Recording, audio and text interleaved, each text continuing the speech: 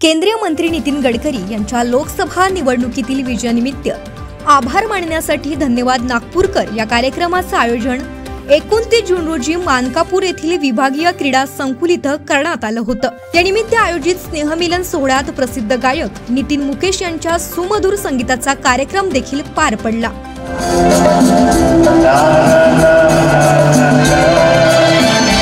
Would you find